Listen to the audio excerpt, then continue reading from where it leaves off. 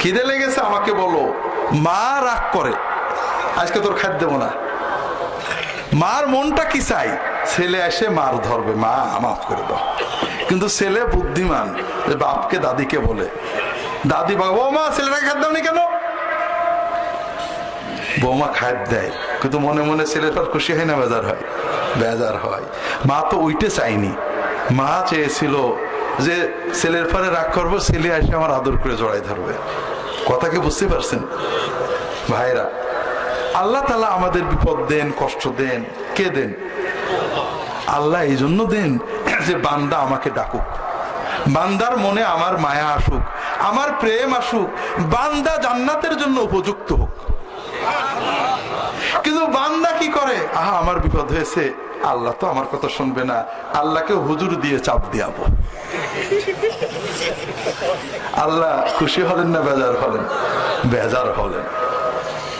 কোন মায়ের সন্তান যদি দুধের প্রয়োজন হলে, পানির প্রয়োজন হলে, বাথরুমের প্রয়োজন হলে সরাসরি মাকে না বলে দাদিকে, খালাকে বলে, ওই সন্তান কিন্তু মায়ের মাতৃত্বকে অপমান করে। ঠিক যেমনই যখন বান্দা কোনো কিছুর দরকার হয়, আল্লাহকে না চেয়ে, আল্লাহর কাছে না চেয়ে, আল্লাহকে না ডেকে আর কারোর কাছে যায়, ও আল্লাহর রুবুবিয়তকে অপমান করে।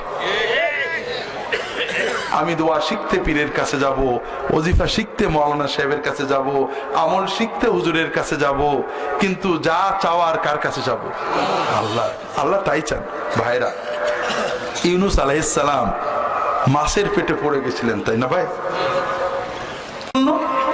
তিনি যখন মাছে গিলে ফেললো, তিনি কি বললেন? লা ইলাহা ইল্লা আনতা সুবহানাকা ইন্নী কুনতু মিনাজ জালিমিন।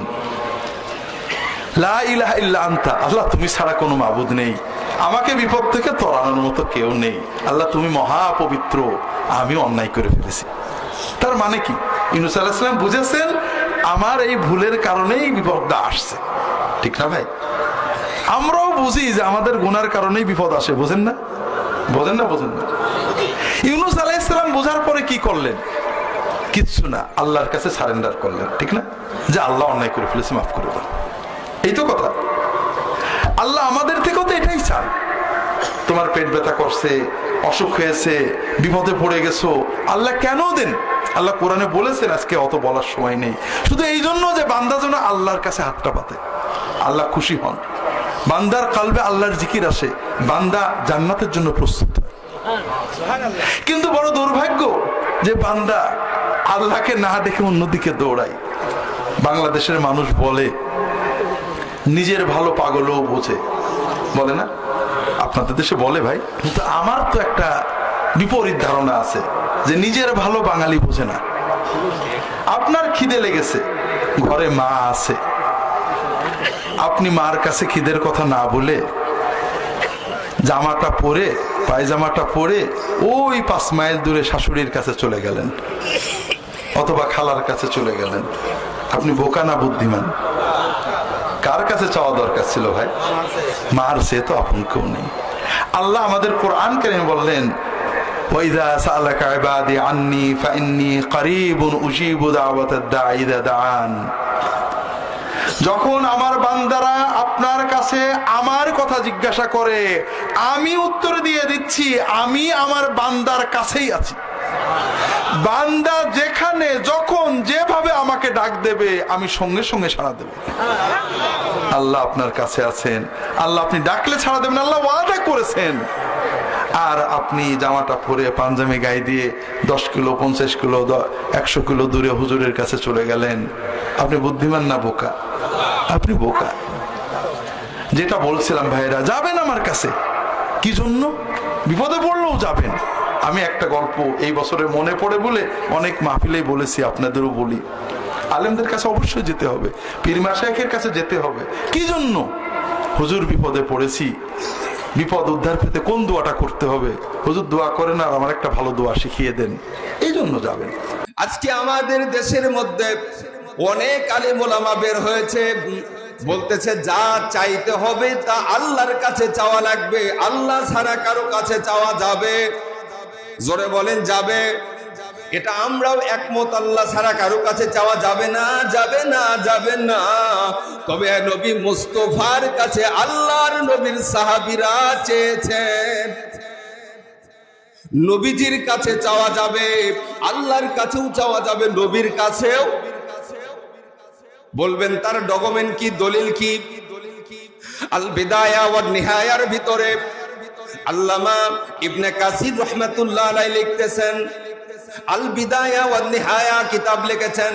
আল্লামা ইবনে কাসির রাহমাতুল্লাহ আলাইহি বলেন, আল্লাহর নবীর একজন সাহাবী হযরতে কাতাদা বিন নুমান রাদিয়াল্লাহু তাআলা আনহু, কার নাম বললাম? হযরতে কাতাদা বিন নুমান রাদিয়াল্লাহু তাআলা আনহু, যিনি আল্লাহর নবীর সাথে উহুদের যুদ্ধের ময়দানে অংশগ্রহণ করেছিলেন। আল্লাহর নবীর সাহাবী হযরতে কাতাদা ইবনে নুমান রাদিয়াল্লাহু তাআলা আনহু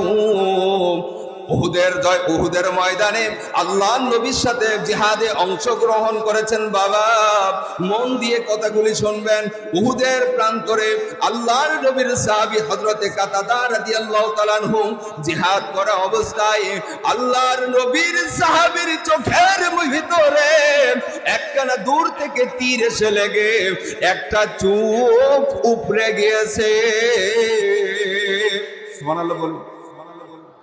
ওই চক্ষুটা হযরতে কাতাদা ইবনে নুমান রাদিয়াল্লাহু তাআলা আনহু চক্ষুটা হাতের মধ্যে নিয়ে আল্লাহর নবীর খেদমতে আছে, আরজ করলেন, ইয়া রাসূলুল্লাহ ইয়া হাবিবাল্লাহ হুজুর, আপনার খেদমতে আরজ করছি, উহুদের প্রান্তরে আমার চক্ষুটা শহীদ হয়ে গেছে।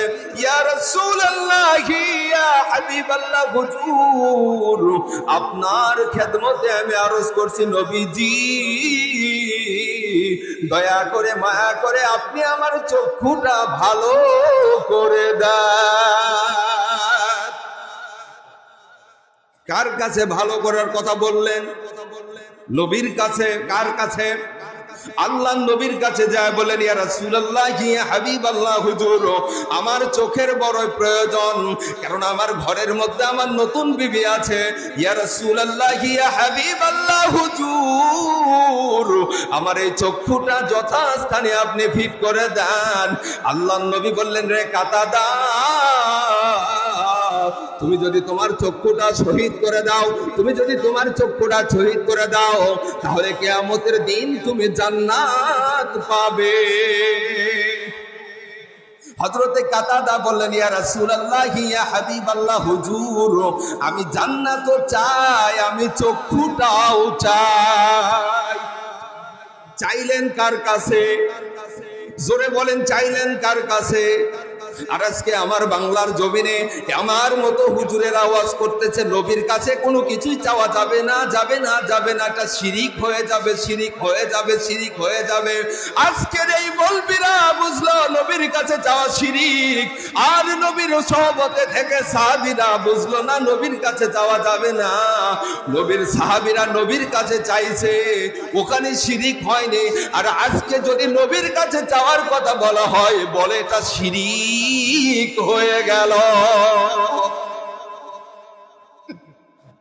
ভাইরা আমার, বাবাজিরা, গভীর ভাবে লক্ষ্য করে শুনবেন। হযরতে কাতাদা রাদিয়াল্লাহু তাআলা আনহু আহারে নবীজির খেদমতে বলেন, ইয়া রাসূলুল্লাহ ইয়া হাবিবাল্লাহ হুজুর, আমার ঘরের মধ্যে নতুন বিবি আছে, আমার চোখের বড়ই প্রয়োজন, আপনার কাছে আমি চক্ষু চাই। ইয়া রাসূলুল্লাহ ইয়া হাবিবাল্লাহ হুজুর, আপনি আমার চক্ষুটা ভালো করে দেন। আর কিয়ামতের দিন, মহা মুসিবতের দিনে আমার আল্লাহ রাব্বুল আলামিন আমাকে জান্নাত দিয়ে দিবে। আল্লাহর নবী বড় খুশি হয়ে গেল। বাবা, আল্লাহর নবী বড় খুশি হয়ে গেল। হযরতে কাতাদা রাদিয়াল্লাহু তাআলা আনহুর কাছে আল্লাহর নবী বড় সন্তুষ্ট হয়ে গেল। ডাক দিয়ে বললেন, ও আমার প্রাণের সাহাবী কাতাদা রে, তুমি যেহেতু আমার কাছে দুইটাই চেয়েছো, আমিও তোমাকে এই দুইটাই দিয়ে দিব। আল্লাহর নবী হাতের মধ্যে সামান্য কিছু থুতু মোবারক নিলেন। বাবা মন দিয়ে কথাগুলি শুনবেন। আল্লাহর নবী হাতের মধ্যে থুতু মোবারক লাগিয়ে দিয়ে ওই চক্ষুটা যথাস্থানে লাগিয়ে দিলেন, আর এইভাবে দোয়া করলেন, আল্লাহুম্মা উকসুহু জামালা। হায় আমার আল্লাহ, আমার কাটাটা চক্ষু চেয়েছে গো মালিক, আপনি দয়া করে আমার কাটাটার চোখ যথাস্থানে আপনি স্থাপন করিয়ে দিন। আরে কেমন নবীর উম্মত আমরা হয়েছি, যেই নবীজির কাছে সাহাবীরা যা চেয়েছেন তাই পেয়ে গেছেন। হযরত কাতাদা বলেন, ও আল্লাহর নবীর সাহাবীরা শোনো শোনো শোনো, আমার নবীজি যখন আমার চোখের মধ্যে আমার উপরে ভরা চোখটি যখন সেটিং করে দিছে, আমার মৃত্যুর আগ মুহূর্ত পর্যন্ত ওই চোখের কোনোদিন কোনো সমস্যা হয় না। আমার পূর্বের চোখের চাইতে আল্লাহর রসুল যে চক্ষু মোবারক লেগে দিয়েছেন, ওই চোখের পাওয়ার দ্বিগুণ ছিল।